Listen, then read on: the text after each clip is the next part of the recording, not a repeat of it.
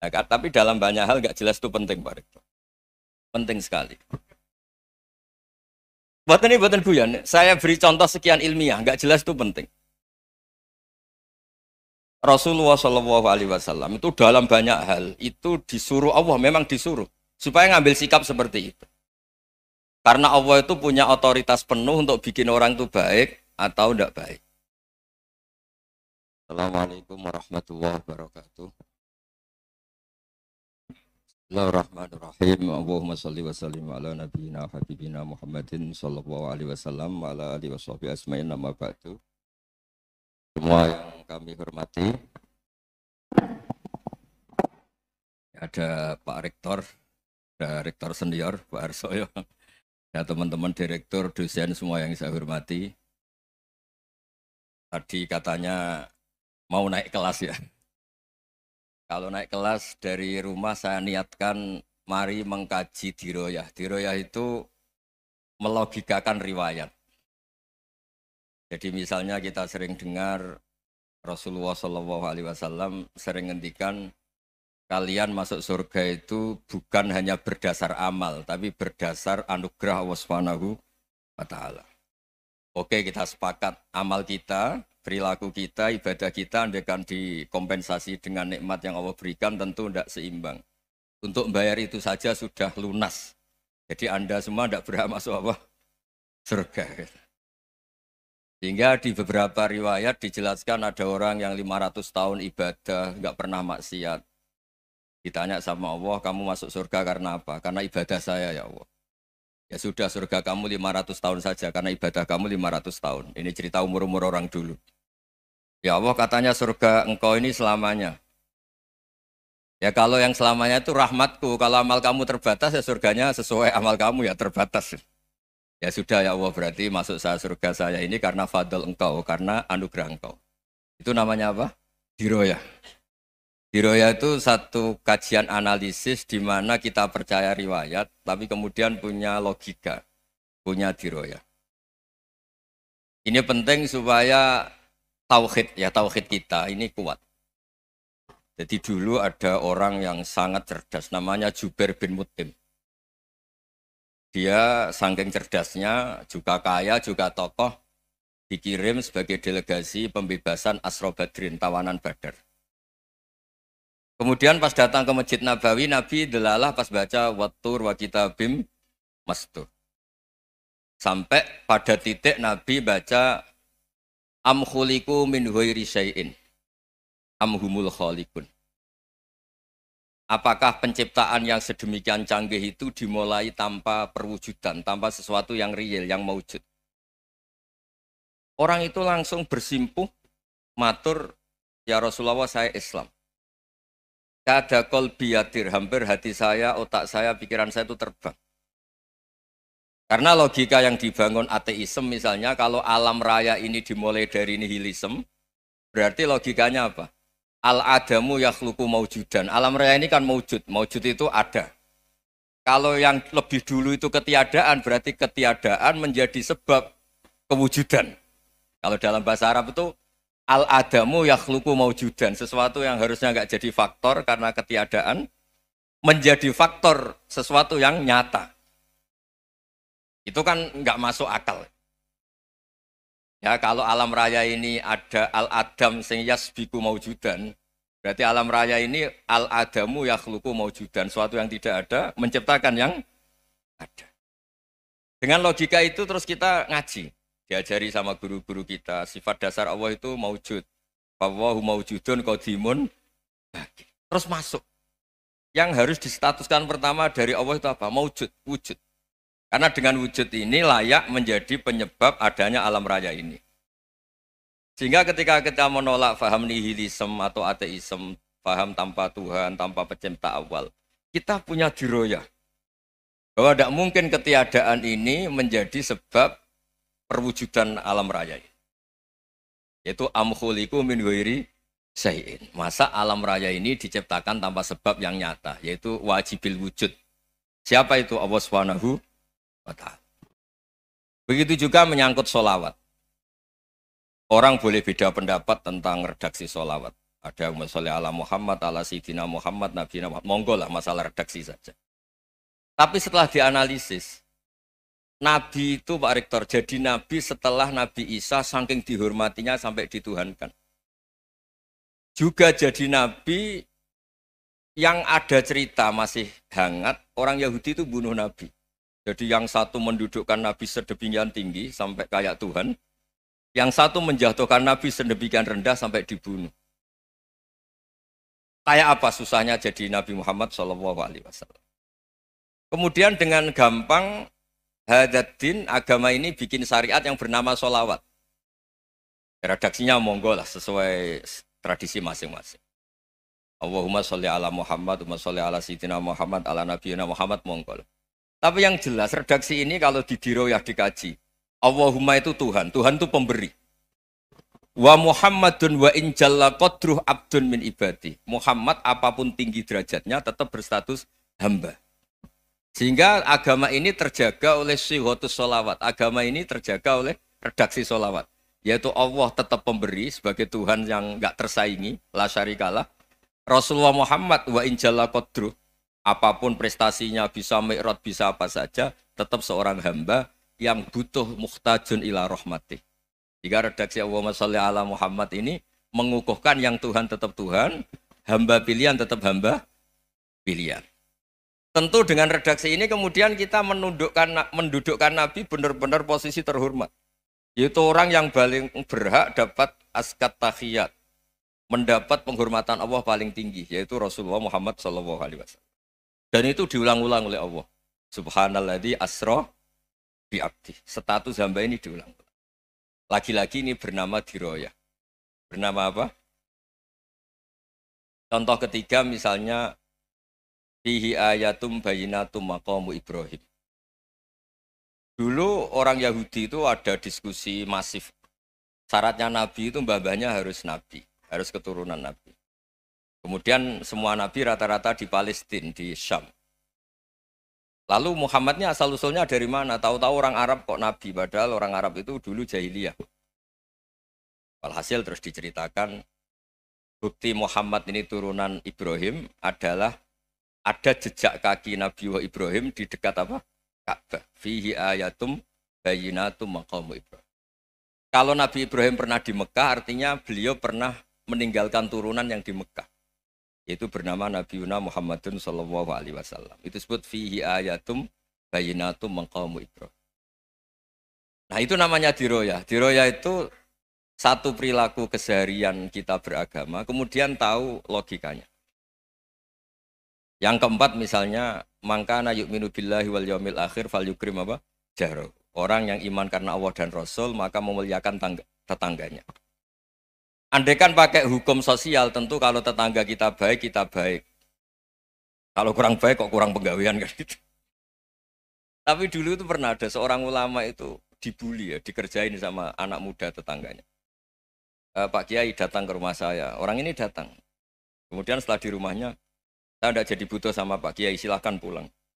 Itu Kiainya senyum menikmati. Dan itu terulang 3 kali. Dibully seperti itu, dikerjain terulang 3 kali. Lalu tetap Kiainya tuh asik, seneng sekali. Lama-lama pun dia ini tanya, kenapa engkau tidak tersinggung? Padahal saya kerjain sampai 3 kali. Tak undang, terus tak suruh pulang, tak undang, tak suruh pulang. Kata Kiai tadi, yang memerintahkan baik sama tetangga itu Allah. Jadi saya nikmati ketika bisa baik sama Anda. Tidak ada urusannya dengan perilaku Anda yang menolak saya. Nah itu terus kita tahu, memang motifnya kita baik sama tetangga karena iman sama Allah dan Rasul, bukan hukum kompensasi sosial. Jadi kalau mau diteruskan Pak Rektor, saya ngajar di sini ya karena perintah Allah itu orang alim harus ngajar, bukan karena perintah Rektor. Kalau diteruskan. Ya saya mohon juga gitu para dosen, para karyawan di sini kalau nggak khianat dengan UI itu karena takut sama Allah, jangan takut sama Rektor. Kalau Anda baik juga karena Allah, jangan baik karena apa? Rektor. Bagaimanapun ya semua kita ini makhluk. Makhluk itu la yadurru wa la yanfa. Begitu juga melihat Indonesia. Melihat saya ini kan ikut di UI itu lama sekali ikut sama Profesor Zeni dari Profesor Zeni nulis tafsir. Mungkin Pak Hersoyo tahu banyak, dulu Pak Lutfi ya tahu banyak. Tapi saya memang nggak pernah terbuka karena ya memang nggak ingin sebenarnya. Kondisi ini kondisi darurat.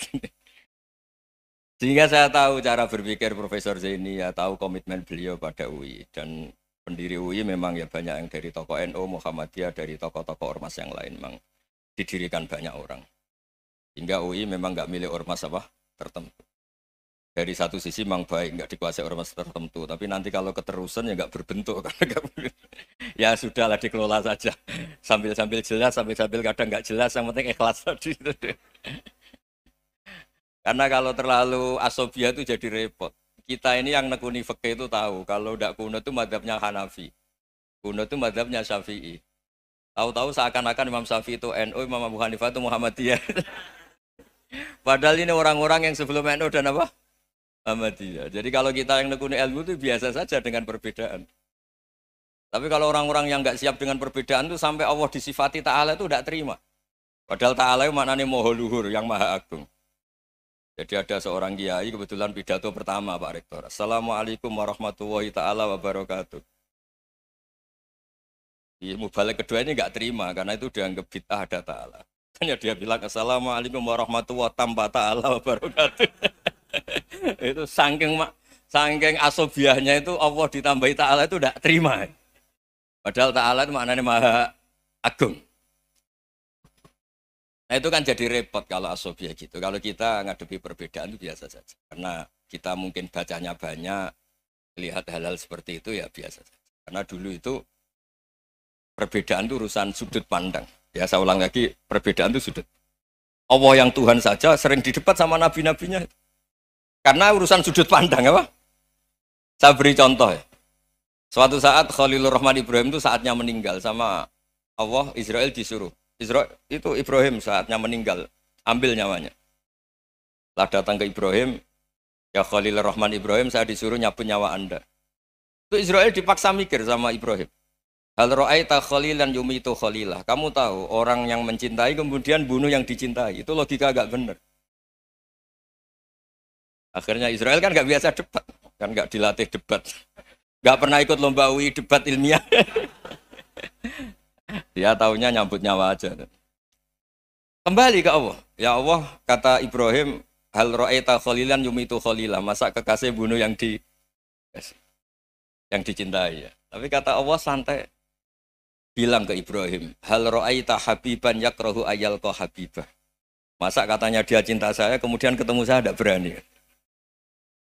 Israel mater lagi. Logikanya gini Ibrahim, masa yang dicintai sama yang ketemu yang dicintai nggak berani. Ya udah ketemu aja. Katanya yang meninggal itu. Artinya kamu bisa saja GR tidak mati-mati karena merasa dicintai. Atau ingin mati karena mencintai. Nah maksud saya, dalam hal-hal seperti ini orang UI pasti nggak jelas. Katanya cinta Allah suruh mati ya nggak mau. Nggak jelas kan? Dibilang nggak cinta juga nggak mau. Tapi dibilang cinta kalau ukurannya mati juga nggak mau. Nah, tapi dalam banyak hal nggak jelas itu penting Pak Rektor. Penting sekali. Buatan guyon. Saya beri contoh sekian ilmiah, nggak jelas itu penting. Rasulullah SAW itu dalam banyak hal itu disuruh Allah, memang disuruh supaya ngambil sikap seperti itu. Karena Allah itu punya otoritas penuh untuk bikin orang itu baik atau tidak baik. Wahsy itu yang membunuh Sayyid Hamzah, orang paling dicintai Nabi, di antara yang dicintai Nabi. Qatalahu Wahsyun, dibunuh oleh Wahsy. Nabi secara basarnya itu nggak suka sama Wahsy. Sampai cara lahir ya ingin corong Jawa ingin masuk nol. Tapi apa kata Allah? Laisa laka minal amri syai'un aw yatuba alaihim aw yu'adziba. Itu tidak wilayah kamu Muhammad. Malah Wahsy dikasih tobat sama Allah. Khalid bin Walid. Itu perang Uhud kalah itu karena ide brilian Khalid bin Walid. Pas itu masih panglima kafir. Yaitu pura-pura kalah, ghanimah dilepas, sahabat turun, pasukannya naik, walhasil orang Islam kalah. Khalid bin Walid akhirnya juga masuk Islam. Orang yang secara basariah Nabi itu gak siap. Kebalikannya juga ada. Sa'labah itu orang sampai dapat gelar Hamamatul Masjid. Ini pas mengaji mesti ingat. Salah. Dia di masjid terus. Setiap habis salam tuh lari karena istrinya nyuwun sewu masih berpakaian yang tidak pantas. Kenapa engkau terburu-buru pulang? Pakaian yang dipakai istri saya sekarang saya pakai. Ya pakaian sarung itu kayak Pak Rektor kan fleksibel. Ini khusus mau Ramadan, tidak akan sarungan terus, gak usah khawatir. Jadi ini tadi sudah perjanjian. Saya yang kiai celananan, beliau yang rektor pakai sarung. Jadi iya. Supaya itu barter madhab. Tapi hanya sekali ini aja, bukan. Jadi jangan diharapkan ini jadi tontonan terus-menerus. Dan ini barter madhab. Saya sama Profesor Kores juga sering gitu. Saya pakai sarung yang dihadiahi beliau, beliau pakai sarung yang dihadiahi saya. Memang itu tradisi Islam. Tahadau tahabu, kamu saling memberi hadiah maka kamu saling mencintai. Bukan riswah, bukan riswah. Walhasil terus Sa'labah ini buat saya didoakan Nabi supaya saya kaya, supaya tidak sering ganti-ganti pakaian seperti ini sama istri saya. Jangan-jangan kamu miskin itu lebih baik. Ngotot minta didoakan. Didoain Nabi kaya, terus lama-lama ninggal sholat, ninggal jamaah. Itu Allah belum tersinggung. Yang mulai Allah tersinggung itu kan saya sering fatwa di mana-mana, sering memberi saran. Mumpung kamu miskin itu sering sedekah, karena kalau sudah kaya itu tidak bisa. Saya memberi analogi gini. Kalau saya masih santri miskin, punya uang 100.000, diminta guru saya 50 tak kasihkan, padahal itu 50%. Punya 2 kambing kurus, diminta guru saya 1 pasti tak kasihkan, padahal itu 50%. Jadi kalau punya sapi Brahman atau sapi limusin yang harganya itu 100 juta, punya 2, diminta 1 boleh enggak? Enggak boleh. Saya punya motor butut 2, diminta teman saya 1 boleh, tapi kalau Davidson Harley itu enggak boleh itu. Nah, walhasil itu kalau kita miskin, misalnya kita zaman kuliah atau zaman mondok atau zaman apa saja, punya uang 100.000, nartik temannya sampai 50.000 kan biasa. Tapi setelah 1 miliar, berani enggak kamu kasihkan 500 juta? Sama-sama 50%. Enggak kan? Nah Sa'labah gitu, ketika zakat masih per 40 kambing, 1 kambing itu sebenarnya kan masih ringan. 41, 82. Kambingnya itu sudah mabenal jabalen. Barang dihitung zakat karena sudah ribuan, jumlahnya sampai 400 kambing. Banyak lah pokoknya. Terus kata Sa'labah, ini pemerasan. Karena jumlahnya besar. Allah tersinggung karena nabinya dianggap narik zakat itu dianggap kharat, dianggap pemerasan. Allah tersinggung kemudian fa'aqobahum nifakon fi qulubihim ila yaumil. Dia ditegur munafik. Semenjak itu terus tadi kembali gak jelas tadi. Barkohnya gak jelas itu menjadi orang tuh bijak. Ini sekarang nakal, jangan-jangan nanti jadi orang baik. Yang sekarang baik, jangan-jangan suatu saat jadi tidak baik. Semua orang introspeksi. Gak ada jaminan kalau kita sekarang baik akan baik terus. Gak ada jaminan kalau kita sekarang buruk akan buruk terus. Sehingga terus banyak kiai-kiai bijak itu memang lahirnya gak tegas. Tapi gak tegas itu yang menjadikan bijak. Karena sama-sama mungkin. Itu yang disebut laisa laka minal amri syai'un aw yatuba alihi wa yu'adzibum. Itu tidak wilayah kamu. Ketika Allah mengomentari orang munafik juga wa yu'adzibal munafiqina insya'a aw yatub. Bisa saja ada yang disiksa, bisa saja ada yang dikasih tobat. Karena pola yang kita analisis itu semuanya menurut kita. Bukan menurut kemaslahatan orang apa? Saya punya sekian contoh cerita. Orang yang sowan kiai baik-baik, mungkin bawa gula atau salam tempel, tidak tahu lah. Itu tidak mesti jadi wali. Tapi Kali Joko yang kenal Sunan Bonang, itu kenalnya itu karena ingin begal. malah jadi wali. Tapi tidak usah dicoba. Umar itu nyari Nabi itu mau dibunuh. Tapi malah tobat jadi orang baik. Jadi ini penting ngaji ya, supaya tidak tegas itu, tidak jelas itu kadang baik. Nah termasuk saya juga termasuk dia yang milih tidak jelas. Saya sering gojlok gini, Fajar Hadil ini murid-murid saya sering saya gojlok. Kalau semua sistem pendidikan kayak kampus, kayak UII, kayak UIN semuanya, itu sistem yang bagus. Karena tertib, jam kuliahnya jelas, mata kuliahnya jelas. Kalau di pesantren itu Pak Arso, itu nggak tertib. Tapi justru itu enak, ketemu di jalan orang berani tanya. Nah ini kalau mbak-mbak misalnya menstruasi, mau belajar haid nunggu semester berapa baru tahu. Itu bisa sekian tahun nggak sholat karena nunggu pelajarannya baru diterangkan. Mau haji juga gitu, nunggu mata pelajaran haji. Kalau nggak jamnya, nggak mau dosennya ngajarin. Ya, kalau kiai kan nggak ketemu di jalan tanya, dijawab. Jam berapa juga dijawab. Artinya Indonesia itu berkah, ada sistem kampus yang tertib. Ya semoga termasuk tertib gajinya. Tapi tertib gajinya itu juga sebenarnya rugi. Saya sering Ada pegawai negeri Gus, tolong doain saja di PNS enak jadi. Gajinya tetap. Kata saya nggak mau kalau gaji saya tetap. Kok bisa Gus enak tiap bulan mesti dapat gaji. Kalau tetap nggak naik-naik kata saya. Kalau kiai gajinya nggak tetap, tapi di atas yang tetap kata saya. Artinya Indonesia itu berkah. Kalau semuanya pakai sistem pendidikan setertib ini, orang mau tanya khaid ya nunggu pelajaran khaid.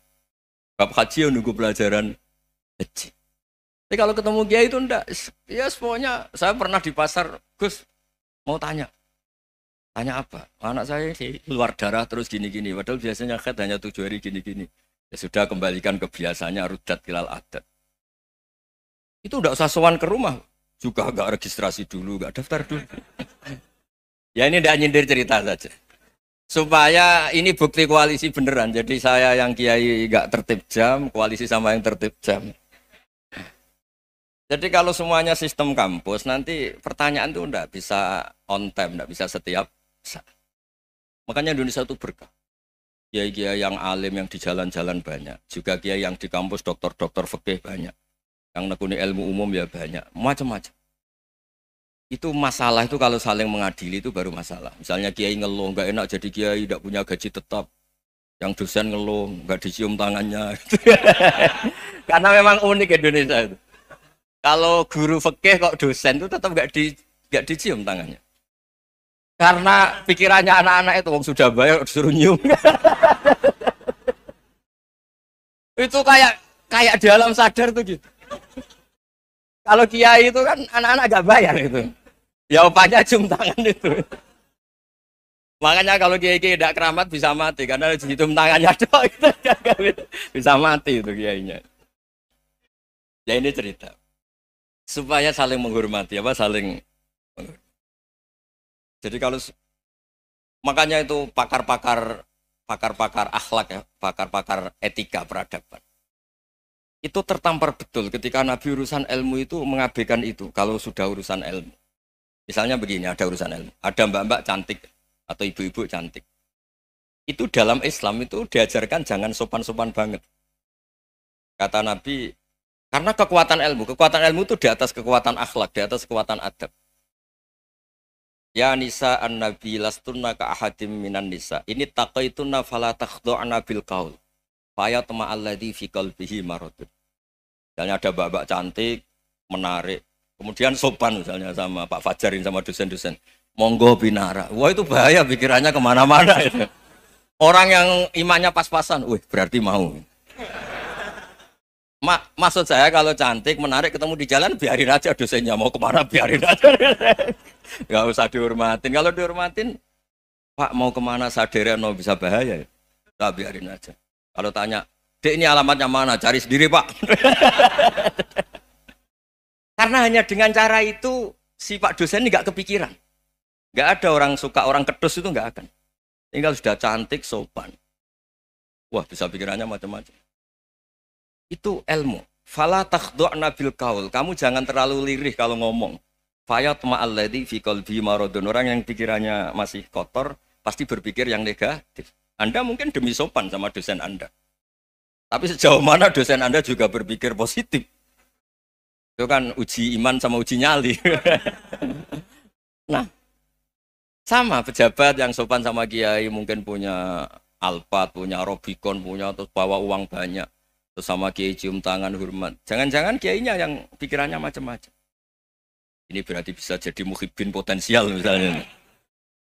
Nah, saya ini termasuk kiai yang pengagum ilmu. Sehingga saya sama orang yang medit, yang kikir sama saya itu saya senangnya bukan main. Kenapa? Karena kalau orang medit itu gak berhak nuntut. Tapi kalau orang lomo 1 juta minta surga, 2 juta ya minta apa? Surga. Gus, salam template. 200.000 aja kadang minta surga. Tapi kalau yang kikir-kikir ya sudah salaman tok sudah. Enggak minta apa-apa, kan dia tahu diri, enggak bayar kok minta.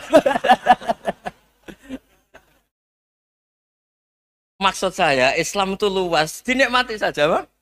Dinikmati saja. Nah itu diroya, maksudnya itu diroya. Diroya itu kamu tahu aturan Islam itu kamu harus yakin khairihi wa syarrihi minallah. Semua itu ujian, tapi kemudian dikaji. Makanya saya ini termasuk pengagum Imam Syafi'i. Imam Syafi'i itu dikasih tahu. Tadi orang yang di depan engkau cium tangan hormat tuh di luar ngomong-ngomong, ngata-ngatain Anda. Imam Syafi'i tertawa-tawa sewenang. Loh, Anda ini dikata-katain di luar kok.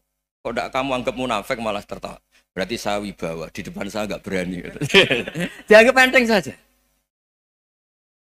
Dibilangin, sebagian orang kampung sini nggak suka sama engkau. Baguslah, Anda akan pinjam uang sama saya. Di mana-mana orang pinjam minta tolong tuh karena seneng. Kalau benci kan enggak. Intinya dianggap enteng saja. Yang terjadi di dunia itu semuanya dianggap enteng saja. Man asa ilaika fakot atlakoka. Yang berburuk sama kamu itu membebaskan kamu. Coba kalau akrab, titip. Ya misalnya akrab sama Pak Fajar. Bilang kan ke Pak Rektor, sangkap tuh jadi guru tetap atau apa kan ribet. Kalau tidak cocok kan nggak minta apa-apa. Makanya hati-hati Pak Rektor sama yang akrab-akrab itu. Itu dulu saya juga nggak paham. Di antara wasiat Bapak yang sering diulang-ulang tuh itu. Suatu saat kamu jadi kiai, ngelola orang nggak seneng tuh gampang. Sudah, situ orang lain. Tapi kalau ngelola orang nggak orang seneng tuh repot. Mintanya aneh-aneh. 100.000 aja minta surga. Hanya teman tenis saja minta naik jabatan. Intinya itu ya sudahlah dikelola. Yang seneng ya berkah, mungkin teman berjuang, teman diskusi. Yang nggak seneng ya berkah, karena ini tidak minta macam-macam, enggak seneng. Nah itu namanya diroya. Diroya itu satu kajian keilmuan yang menjadikan kita ini nyaman dengan riwayat-riwayat, panduan-panduan dari Rasulullah Shallallahu Alaihi Wasallam. Kayak tadi. Kenapa sih tentang baik sama tetangga, baik sama tamu? Hitung-hitungannya itu mangkana yu'minu billahi wal yaumil. Saya pernah dicium sama orang miskin yang akut, miskin betul. Itu tak ajarin, Anda ini lebih hebat ketimbang orang-orang kaya. Misalnya gini, misalnya ada komunitas rektor atau kiai besar. Saya ini kata orang banyak termasuk kiai besar. Mungkin kalau pinjam uang itu karena mau beli mobil, aksesoris mobil, karena kita kiai top, atau rektor, atau orang-orang top. Kalau sesama orang miskin itu pinjem-pinjemannya itu urusan beras, itu urusan nyawa. Keren mana? Menyelamatkan nyawa sama aksesoris mobil. Nyawa. Jadi pahala kamu pasti lebih besar itu. Itu senengnya jadi orang miskin terus keterusan sampai sekarang. Itu. Lo coba kalau menteri sama menteri, rektor sama rektor, kira-kira pinjamannya apa Pak Arso? Kan kalau mau beli mobil atau mau umroh VIP, pokoknya yang keren-keren. Kalau orang miskin pinjam karena apa? Makan kan? Beras kan? Makanya kalau yang sedang miskin monggo lah, kalau ingin teruskan. Maksud saya Islam itu seenak itu. Islam itu segampang itu. Sudahlah yang sedang miskin ya keren. Karena sekali sosial itu urusannya apa? Nyawa. Tapi kalau miskin semua ya Indonesia bisa tutup kan. Ya sudah yang kaya-kaya itu saya menyelamatkan Indonesia karena bayar pajak yang menjadikan Indonesia berjalan. Tapi ya dipakai yang benar. Nah, begitu seterusnya. Ada kiai miskin cerita ke kita. Gus, enak jenengan alim, terus punya santri banyak, bisa ngajar di mana-mana. Saya bilang, hebat kamu. Dia hidup di daerah tertinggal. Itu yang diajarkan kan hanya tauhid. Kan nggak mungkin desa tertinggal baca fikih perbandingan madhab. Kan nggak mungkin. Kalau yang kayak Pak Fajar, Pak Sadali kan nggak mungkin. Fikih perbandingan apa? Madhab. Menyorot madhab dunia. Gaya engke-engke itu kan nggak mungkin. Tapi pertanyaannya, yang menyelamatkan masuk surga itu tauhid apa perbandingan madhab? Tauhid. Ini hanya mengajarkan fardu kifayah sunat-sunat. Ini Anda mengajarkan fardu ain. Surganya dulu kamu. Oh terus senangnya jadi kayak gitu. Karena yang diajarkan apa? Tauhid. Sementara kita yang gaya-gaya ini ajarkan perbandingan apa? Madhab, studi banding ke Al-Azhar kemana-mana. Ini enggak tauhid. Dari orang nyembah pohon jadi nyembah Allah Ta'ala. Keren enggak? Keren. Jadi terus kiki sama saya senangnya bukan karena tak bela. Tapi ada yang agak kurang ajar tanya saya. Kalau itu hebat kenapa Gus gak mau jadi kayak itu? Waduh. Wah ya repot kalau pertanyaan. Terus tak jawab, kalau saya jadi kayak itu, kamu ngangsu ilmu dari mana coba? Ya dari jenengan, ya kalau sama gobloknya enggak bisa. Ya sudah Gus aja yang jadi kayak besar. Maksud saya, ya sudahlah kita begini seperti yang saya ajarkan di sini, saya sarankan supaya orang itu tahu. Ini namanya diroyah, apa? Makanya kata Imam Ghazali itu kalau kamu ingin sopan gampang melihat anak kecil, gua aqallu minni dzamban, dia dosanya lebih kecil. Karena masih kecil kan tentu secara dosa nggak banyak. Kalau melihat orang yang tua, gua aktsaru minni ibadatan, dia tentu ibadahnya lebih banyak karena umurnya lebih banyak. Sehingga terus semua orang lain tuh di depan kita itu hebat. Ya semua orang lain sama misalnya Pak ini rektor, Pak Fathul Wahid rektor. Tanggung jawabnya lebih banyak, berarti pahalanya lebih banyak. Tapi sama, ketika melihat Nyon Sewu, melihat pegawainya yang secara lahir di bawahnya, ini tanggung jawabnya nggak banyak, pasti salahnya juga enggak. Itu yang diajarkan Rasulullah SAW, sehingga enak lah. Tapi kalau kita melihat orang lain selalu salahnya, itu pecundang. Allah saja tidak seperti itu kan, amal baik ya ada khairan, amal buruk ya ada saron, semuanya dilihat oleh Allah Subhanahu wa Ta'ala. Saya tuh punya teman Gus, agak beling, agak seenaknya. Dulu miskin. Wah itu seenaknya betul. Kayak kenal Tuhan.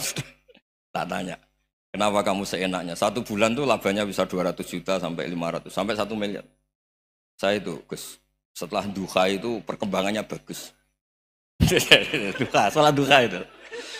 Saya pernah miskin, kan kata, apa, ingka dari rezeki fisama, apa? Wa ingkana qalilan, ya kalau fisama fa'anzilhu, terus wa ingkana qalilan fakasirhu, kalau sedikit perbanyak. Ini trennya sudah benar semua. Nah, wa ingkana apa ya, haroman fatohirhu, kalau haram yang kau sucikan.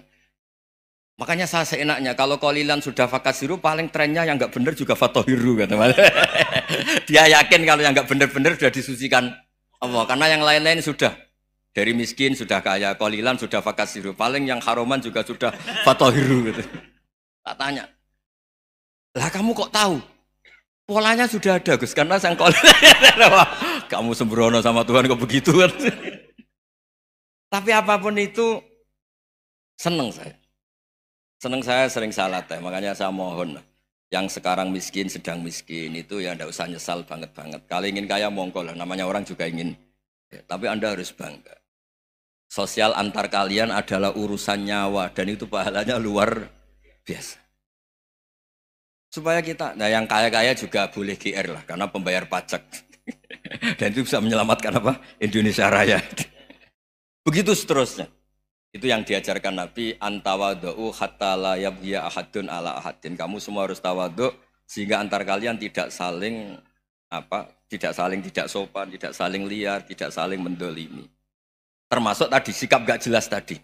Orang dolim yang sekarang dolim bisa saja tobat, yang sekarang soleh bisa saja nanti. Semuanya tuh mungkin. Kita diajari ya muqallibal qulub tsabbit qalbi ala dini. Jadi keliru kalau kita dalam banyak hal harus tegas, gak mesti. Al halalu bayyinun wal haramu bayyinun. Tapi ada wa bainahuma umurun mustabihat. Ada yang wilayahnya itu abu-abu. Misalnya ada perempuan cantik misalnya, contoh paling gampang. Kalau kamu ajari secara serius, kamu bisa saja tergoda jadi fitnah. Tapi kalau orang soleh gak berani ngajarin, kemudian digunakan orang fasik, malah menjadi orang nakal, kita juga tanggung jawab. Kamu mau tegas gimana? Wilayahnya sama-sama mungkin. Wilayahnya sama-sama mungkin. Yang dekat pejabat mungkin terkontaminasi KKN. Tapi kalau pejabat gak dekati orang soleh, punya perilaku yang gak soleh, yang repot juga Indonesia kan? Nah hal-hal seperti itu kita tidak perlu ngambil sikap. Maksudnya nggak usah ngambil sikap, ya kita buktikan kalau milih satu madzhab, kita buktikan semuanya lebih baik, semuanya lebih bermanfaat, semuanya lebih berperadaban. Karena nggak bisa dihindari wa bainahumain. Termasuk nyuwun sewu, saya mohon maaf sama mulai Pak Harso, Pak Lutfi sampai Pak Fathul Wahid. Saya ini termasuk kiai yang nggak suka dekat sama orang-orang top. Bukan karena hasud. Memang konstitusi kiai harus gitu, la tamuddanna ainaika. Kenal orang lebih tinggi itu kan resiko. Misalnya saya kiai desa, mungkin punya keri tua sudah seneng, punya kijang tua sudah seneng. Gara-gara kenal Pak Wahid naik Camry, waduh kok saya kalah itu. Kenal orang itu kan resiko. Mungkin dosen-dosen sini kalau kenal saya di Rembang juga resiko. Di sini gak ada cium tangan, biasa di sana, wah gak enak jadi dosen. Jadi memang harus dibatasin. Sekiranya mungkin orang terus, karena latamu dan nanawa, ainaika ilah, kamu jangan sering melihat orang lain yang mungkin secara lahir dapat nikmat yang lebih tinggi timbang Anda. Kalau kamu nggak bisa ngelola hati Anda bisa hasut, Anda bisa dengki. Paling tidak Anda bisa tidak syukur. Saya itu sering didolani pejabat. Juga sering melihat pejabat di TV-TV. Naik mobil aja ada yang naikkan. Bahkan kalau wudhu itu anduk aja ada yang bawa. Itu kalau yang nggak kuat, wih naik jadi pejabat.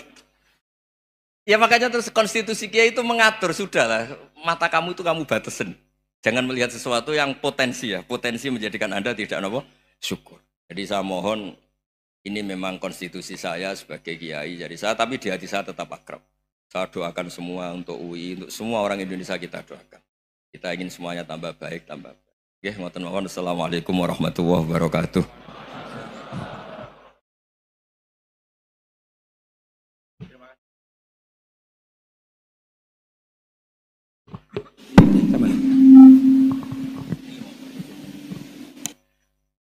Terima kasih Gus Bah untuk pencerahan yang luar biasa. Kita masih punya waktu 28 menit. Kalau Gus Bah berkenan, apakah ada yang ingin bertanya? Singkat, padat, sebutkan nama. Sana dulu ya. Ya.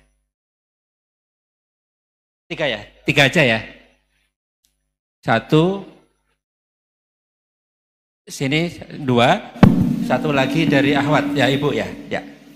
Silakan, satu dari sana ya.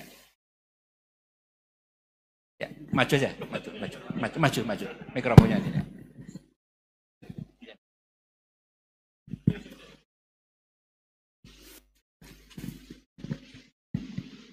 Bismillahirrahmanirrahim. Assalamualaikum warahmatullahi wabarakatuh. Perkenalkan Gus Baha. Nama saya Boyi, mungkin agak beda dengan pada umumnya. Saya bukan dari kalangan santri, tapi ketika mendengar ceramah Gus Baha pada awal-awal saya kuliah itu merasa kok kayak sebelumnya kenapa tidak masuk santri aja gitu. Karena ternyata toh yang diajarkan juga banyak dasar-dasarnya atau prinsip-prinsipnya yang sama dari jalur berpikir dan lain sebagainya. Yang ingin saya tanyakan di sini adalah ketika Gus Baha menyampaikan tentang diroyah.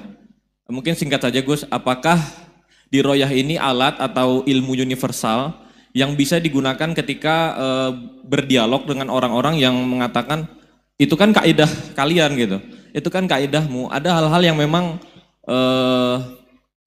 tidak bisa dipersamakan atau tidak bisa digeneralisir. Ya mungkin seperti itu Gus. Dan juga yang terakhir, kalau boleh saya izin bersalaman boleh Gus. Kesempatan. Oke, Assalamualaikum warahmatullahi wabarakatuh.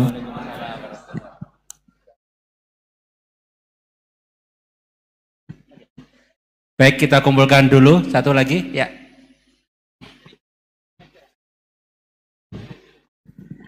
Cek. Bismillahirrahmanirrahim. Assalamualaikum warahmatullahi wabarakatuh. Ya, perkenalkan saya Taufik Satrio, biasa dipanggil Tosa. Ya. Ya. Singkatan. Baik, langsung saja mungkin untuk pertanyaannya. Di Yaumil Akhir nanti kan ada yang namanya Yaumil Mizan. Itu pertimbangan gitu kan. Nah, itu bagaimana kalau timbangannya itu sama, artinya seimbang. Apakah itu nanti akan berada di tengah-tengah antara surga dan neraka atau seperti apa? Kemudian yang kedua, itu terkait dengan perbuatan buruk ke orang lain. Ketika kita berbuat buruk ke orang lain itu kan kita istilahnya zolim kepada orang lain. Tapi di lain sisi, itu secara zahir kan seperti itu. Tapi di lain sisi, di akhirat itu kan kalau secara pahala, kita itu membantu orang lain mendapatkan pahala.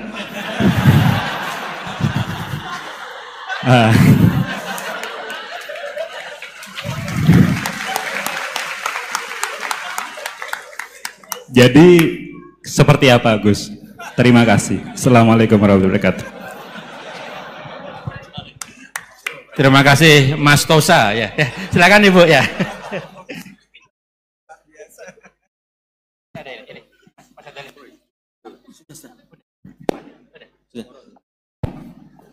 Assalamualaikum warahmatullahi wabarakatuh. Perkenalkan saya Nazula Hasanah. Mau bertanya, apakah perbedaan NU sama Muhammadiyah?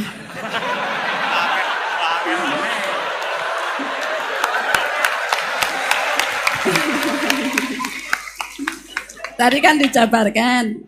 Terus dalam sholat subuh itu kan ada yang pakai doa kunut, ada yang enggak. Tolong jabarkan. Wassalamualaikum warahmatullahi wabarakatuh. Waalaikumsalam. Baik Gus, ini ada 3 penanya. Mas Boy tadi terkait dengan diroya, apakah ini universal, termasuk untuk yang non muslim bahkan gitu kan. Kemudian yang kedua dari Mas Tosa, hisab yang seimbang Gus, kasusnya gimana ini.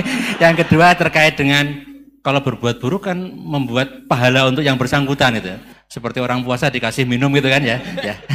Terus kemudian Bu Hasanah ini beda antara NU dan MU, kira-kira itu ya. Silakan Gus ya. Ya.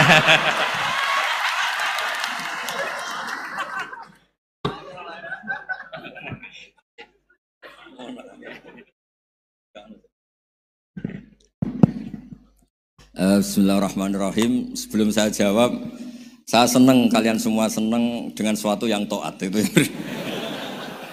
Banyak orang untuk senang nunggu maksiat dulu. Mungkin melihat perempuan yang tidak mahram, melihat sesuatu yang maksiat. Jadi ini spesial. Majelis ilmu tapi apa? Senang. Ini sesuai rencana Tuhan lah. Seorang itu senang dengan taat, senang dengan ilmu. Ini luar biasa, no? Luar biasa. Tadi pertanyaannya kalau diroya. Jadi Islam itu agama untuk logika objektif. Jadi diroya itu ya global, universal. Misalnya saya beri contoh Tuhan yang satu. Itu dulu, saya ulang lagi, dulu itu ada imam namanya Imam Amudi. Itu pengajar matematika Mas Boy, pengajar matematika. Itu kan nggak lazim, tapi kiai kok pengajar apa? Singkat cerita, ini cerita keramat. Kalau kalian nggak paham ya keramat sendiri. Jangan nggak paham menentang. Singkat cerita, di antara keramat beliau itu, Allah itu nyuruh para malaikat disuruh ngaji matematika sama dia. Ngaji tauhid, tapi disebut sama Allah ngaji matematika. Ternyata apa? Cara ngajarkan gini. Misalnya ngajarkan diterang gini. Titik. Angka 2, 3, sampai 1 miliar, 1 triliun. Nisbatusnaini ilama la nihayatalaha. Itu nisbatul fard asli. Angka itu entah 2, entah 3, entah 1 miliar, semuanya dibanding angka 1 itu namanya cabang. Tetap yang al-aslu itu angka 1. Itu otak siapapun, itu akan ikrar dengan logika tadi. Bukan kita muslim. Semuanya akan tahu angka berapapun jumlahnya, tetap asal-usulnya angka 1. Terus dia gambar ya gambar apa saja, gambar masjid, apa gambar sapi atau gambar apa saja, dimulai 1 titik. Gambar ruwet maupun gak ruwet tetap saja dimulai 1 titik. Nuktotul wujud. Jika kalau zaman saya ngaji, Pak Rektor ngaji dulu diterangkan semua makna Quran ada di Fatihah, Fatihah ada di Bismillah ya, Bismillah itu ada di titiknya, titik nyabak. Lah kenapa ini hebatnya Quran? Kenapa dimulai dari 1 titik? Untuk maklumatkan semua alam raya ini dimulai dari 1 titik, yaitu wujud Allah. Logika seperti itu kan orang nggak terima gimana? Gambar seruat apapun dimulai dari mana coba? 1 titik. Angka sebesar apapun dimulai angka apa? 1. Jadi diroyah itu ya universal gitu maksudnya. Ya gitu Mas Boy ya. Jadi diroyah itu universal. Ya soal ada yang belum dapat hidayat apa itu nomor 2, tapi logika yang dibangun Islam itu. Terus pertanyaan kedua apa? Draw tadi, mizan. Kamu ingin draw? Ini kasus ini, nggak pernah ngaji Quran itu.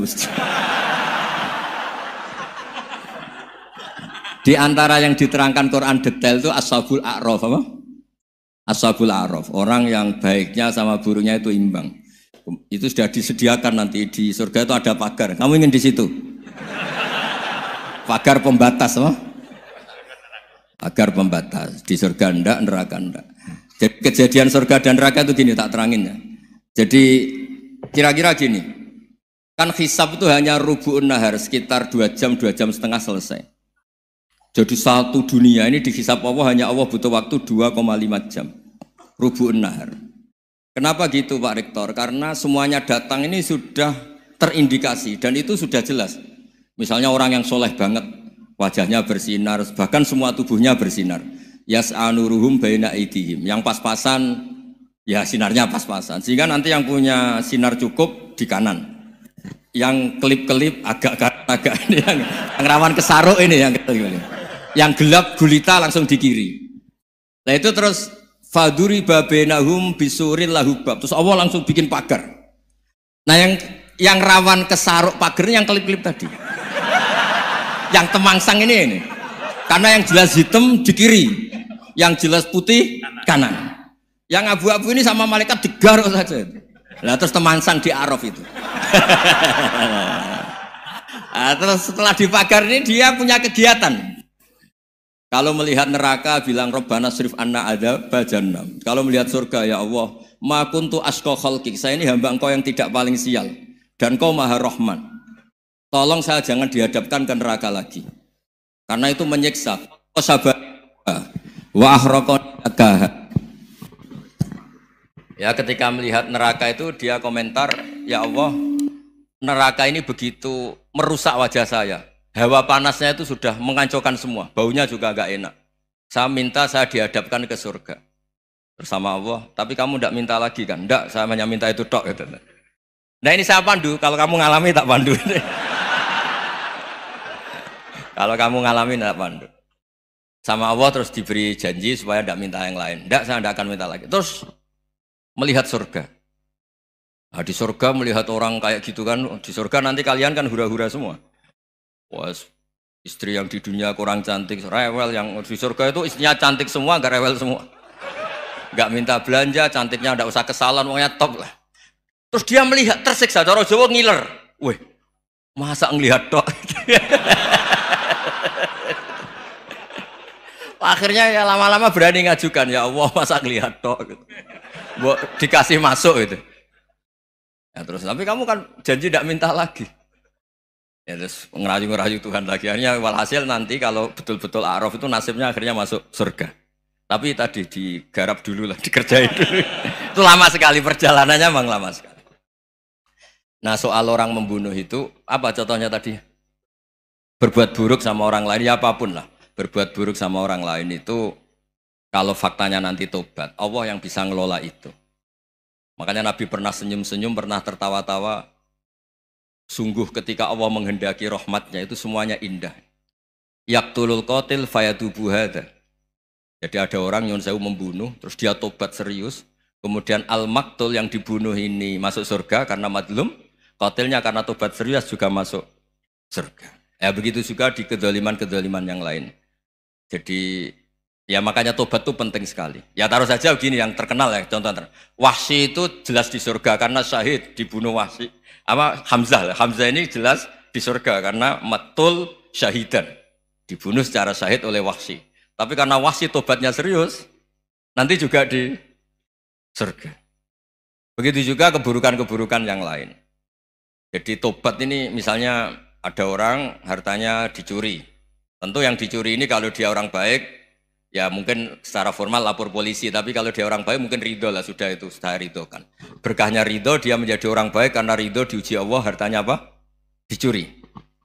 Kemudian yang mencuri tobat. Entah harta itu dikembalikan, entah dikasihkan masjid sebagai amalnya yang dicuri, entah apa-apa. Allah ngasih tobat orang ini. Kemudian sama-sama jadi orang baik, kemudian sama-sama di surga. Makanya itu Nabi sampai senyum-senyum, betapa rahmatnya Allah tidak terbatas. Sama lagi, betapa rahmatnya Allah tidak terbatas. Bahkan qatil sama maktul bisa ngopi di surga bareng tadi itu. Karena ya tadi, masyhur itu. Yang paling legenda dalam sejarah Islam kan, saya pernah membunuh orang yang sangat dicintai Rasulullah. Sebagai tobat saya akan membunuh orang yang paling dibenci Rasulullah. Singkat cerita, Wahsy ini menangi bunuh Musailamah al-Kadzdzab, orang yang ngaku-ngaku Nabi yang merusak tatanan apa? Islam. Apapun itulah, cerita-cerita apapun itu. Makanya saya sering cerita, kalau preman pasar itu tobat, bu, jangan nyapu masjid. Tobatnya tetap di pasar, yang dulu pasar gak aman karena dia, sekarang aman karena dia. Jangan tobat terus nyapu di pasar, pasar diganti soksennya, pengganti. Itu nggak fair apa? Jadi kalau tobat itu harus seimbang dengan zaman salahnya. Zaman apa? Kayak Umar.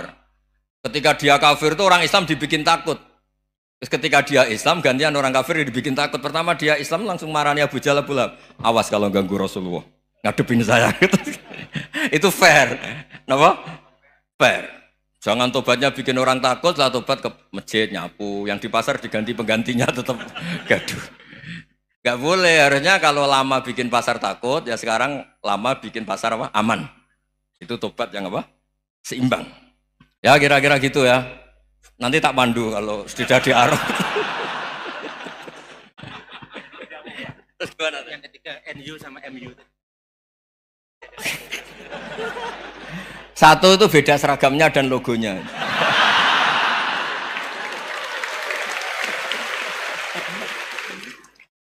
Kedua, nama ketua umumnya. Ketiga, tanggal acara besarnya. Muktamar Muhammadiyah dan NU itu beda. Sudah beda satu abadnya. Tentu dulu Muhammadiyah. Tapi begini ya, perbedaan itu nggak bisa dihindari. Karena tadi ada sudut pandang apa? Ada sudut pandang, itu nggak bisa dihindari. Ini cerita yang nyata ya. Saya ulang lagi, senyata-nyatanya. Andaikan betul Rasulullah itu hanya kunut 1-2 kali, maka kalau menurut mazhab Syafi'i, apa salahnya melakukan sunnah terus-menerus meskipun Nabi itu melakukan hanya beberapa kali? Karena pertama sesuatu yang pernah dilakukan Nabi pasti akan menjadi sunnah yang terus-menerus. Nabi itu puasa Senin Kamis juga tidak selalu. Salah kalau ada orang bilang, Nabi malah takut kalau ibadah sunat dilakukan terus-menerus karena nanti takut dikira wajib. Itu masyhur dalam kaidah usul fikih. Tapi yang tidak kunut juga tidak salah, karena ya tadi, Nabi ya pernah kunut, Nabi juga pernah tidak kunut, karena Nabinya orang banyak. Karena bukan Nabi kelompok tertentu, no? Jadi sederhana. Terus menyangkut, ini dengerin betul, sujud.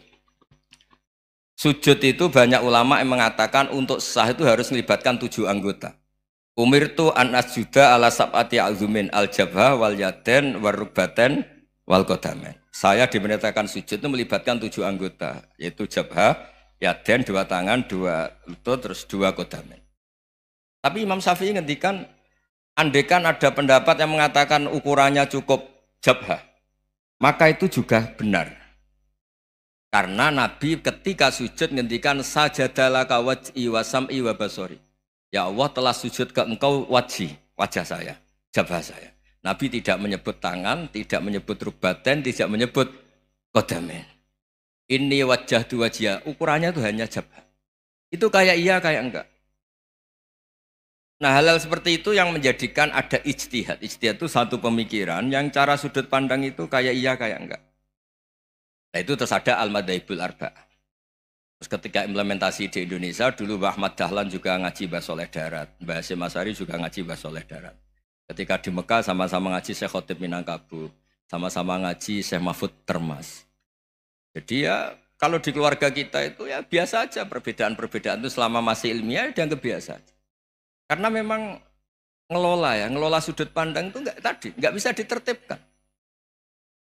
Nabi Yahya itu suka berkawan orang soleh. Karena berkawan orang soleh itu enak. Tapi kalau Nabi Isa suka dadani desa-desa tertinggal yang masih macam-macam. Ketika ditanya, kenapa engkau suka berkawan orang-orang gitu? Ana tabibun udawil mardo. Di mana-mana kiai itu ya nyembuhkan yang sakit. Jadi kalau dakwah yang sudah iman tuh akeh tunggale gitu. Tapi dakwah gitu kan tantangan. Itu sudut pandang. Ada nabi itu yang tertawa terus guyon terus. Yang satu murung terus. Ya sama Nabi Isa dan Yahya kan satu angkatan. Mali aroka dohikan. Fakaan nama tak manumin makrillah. Kamu kok tertawa-tawa terus, seakan-akan nggak ada adab saja. Yang satu tanya, mali aroka abisan kaan nakata kena tumir rahmatillah. Wong kok murung terus, kok dunia orang rahmat ya. Nah anda ini orang hebat. Guyu banter ya iso, nangis banter ya iso. Nah itu sudah orang kombinasi itu. Isa ya mau, ya mau, Muhammadiyah ya gelem, NU ya gelem. Ya maksudnya sudah biasa aja. Karena tadi konstitusi NU yang mengatakan ibadah harus ikhlas karena Allah, Muhammadiyah juga sama harus ikhlas karena ya sudah, kalau karena Allah sudah selesai kan. Yang menjadi masalah itu kan identitas untuk hadun nafsi, untuk diri sendiri. Kalau kita ikhlas masalahnya apa? Coba masalahnya apa coba? Imam Syafi'i pernah di Masjid Abu Hanifah yang tidak kunut. Beliau enggak kunut. Ketika tanya, lima ada taroktal kunut, ikroman di hadal madhab. Saya menghormati madhab ini. Jadi ya biasa. Sebaliknya juga sama. Orang-orang Hanafi kalau Imam Syafi'i kunut ya ikut kunut. Karena kalaupun Anda yakin itu tidak disyariatkan, kamu juga yakin itu tidak membatalkan apa? Sholat. Itu yang perlu dicatat. Kalau Anda tidak yakin sunat, kan tidak yakin kalau itu membatalkan sholat. Jadi sebetulnya kalau dianalisis secara keilmuan itu ya semuanya normal. Karena tadi, Rasulullah itu al-bahrul muhit, Nabi itu lautan yang luas sekali. Orang akan mengambil air sesuai kapasitas masing-masing. Dan akan merasakan kualitas air juga sesuai kapasitas masing-masing. Orang yang sangat haus melihat air seteguk ini luar biasa. Tapi yang tidak haus mungkin melihat itu biasa-biasa saja. Jadi makanya saya mohonlah, sudahlah itu biasa saja, apalagi secara sanad ya sama, secara tradisi sama. Ya soal perbedaan tidak harus dengan NU, antara Muhammadiyah juga biasa beda. Mungkin di UI antar rektorat juga beda-beda. Yang satu suka dekat rektor, yang satu suka enggak. Monggo asal itu niatnya ikhlas. Terakhir saya beri cerita, ada sahabat ditanya, "Sifli wajah Rasulillah." Coba tolong saya ceritakan wajahnya Nabi kayak apa. Sahabat itu nangis senangis-nangisnya. Kenapa engkau menangis? Saya itu tidak pernah melihat wajah Rasulullah SAW. Loh kenapa? Engkau kan sahabat. Sungkan. Sebagai bentuk penghormatan saya tidak berani melihat wajahnya. Sebagai bentuk penghormatan pada waktu Nabi, saya tidak berani sowan. Nabi di dalam punya keluarga, punya istri, punya cucu. Kalau saya sowan tuh ganggu. Ya masuk akal. Bentuk hormat itu tidak ganggu kan. Tapi ada orang-orang yang bentuk hormat, bentuk sayang itu sering datang ke majelis Nabi. Sama-sama masuk akal. Bisa didebat gimana? Sama-sama masuk akal. Ya sudah itu ijtihad. Maksudnya itu ijtihad. Itu sudah sama-sama masuk akal. Abul Hasan Asyadili itu kalau kemana-mana pakai mobil mewah, pakai baju mewah. Ketika ditanya, Anda ini ulama kok pakaiannya mewah, mobilnya mewah. Ben wong ra kepikiran nyangoni ya. Lah tapi nek kowe tawaduk melas terus dibalekno umbalmu sake. Ngono nang ra iso mulai kiai ini. Ya tapi misalnya semua gitu mesti ada yang salah paham, itu keangkuhan. Tapi kalau semuanya kelihatan gembel, nanti orang trauma jadi kiai. Takut kayak itu. Ya sudah, itu wilayah ijtihad, sudah tidak usah ya, pokoknya sudah, yang penting ikhlas. Anda berani tanggung jawab nanti ketika ketemu Allah Subhanahu wa taala. Nggih, ngoten. Assalamualaikum warahmatullahi wabarakatuh.